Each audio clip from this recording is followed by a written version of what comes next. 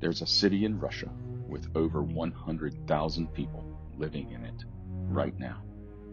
A city with schools, hospitals, apartment buildings that for 40 years didn't exist.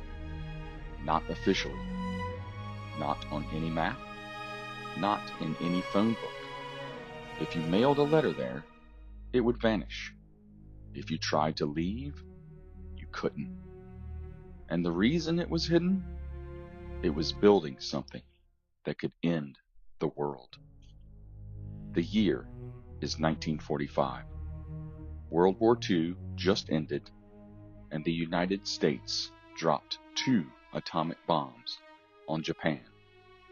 The Soviet Union watched this happen and collectively thought, we need that yesterday.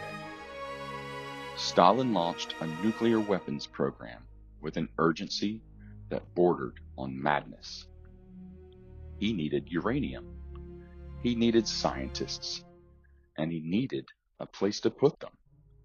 Somewhere so secret that even other Soviet officials wouldn't know it existed. So they built cities, not military bases, not bunkers, entire cities, complete with grocery stores and playgrounds, and then deleted them from reality. The most famous of these was Chelyabinsk 40, later named Chelyabinsk 65. Today it's known as Ozyorsk, and what happened inside its borders is one of the most disturbing stories of the Cold War.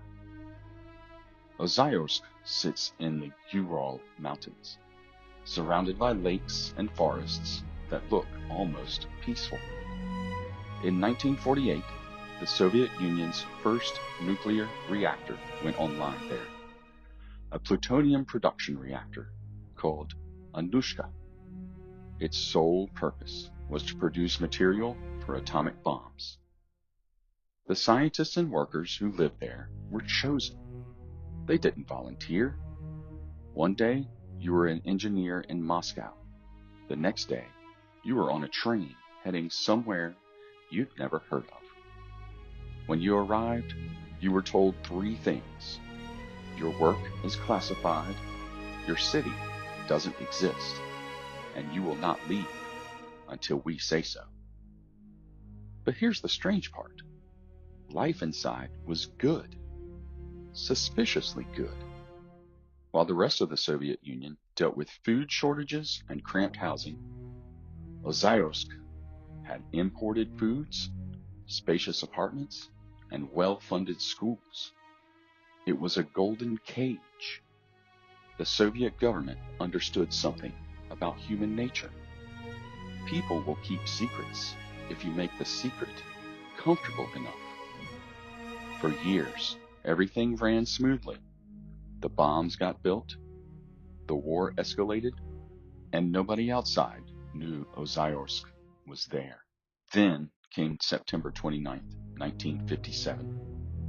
A cooling system failure in one of the underground nuclear waste storage tanks caused an explosion. Not a nuclear detonation, a chemical one. But it launched 20 million curies of radioactivity into the atmosphere. For context, Chernobyl released about 50 million curies. This was almost half a Chernobyl, 30 years before Chernobyl. The explosion contaminated over 20,000 square kilometers. At least 10,000 people were evacuated from surrounding villages. But here's what makes this story truly dark. Because Ozyorsk didn't exist, the disaster also didn't exist. There was no evacuation announcement, no health warnings. Villages downwind were quietly emptied.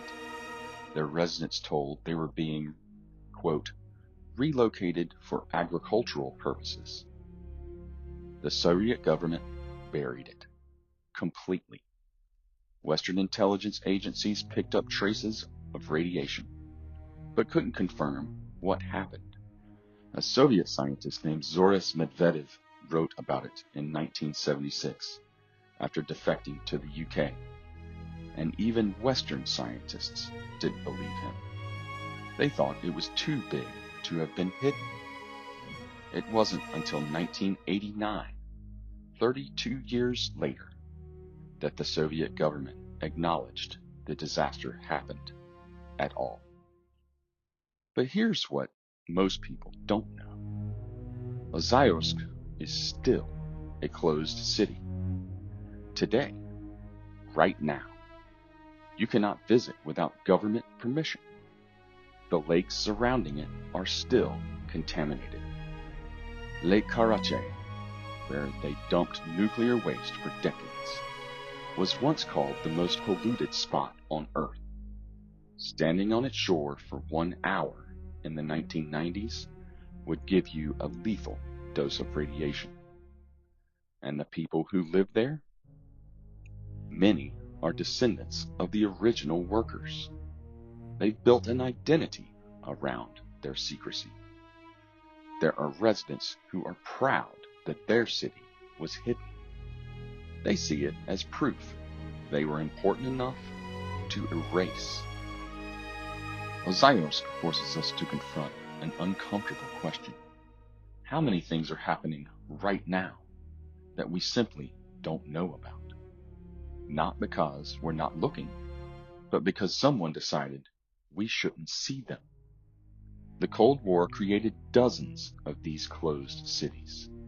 Some have opened up, others haven't.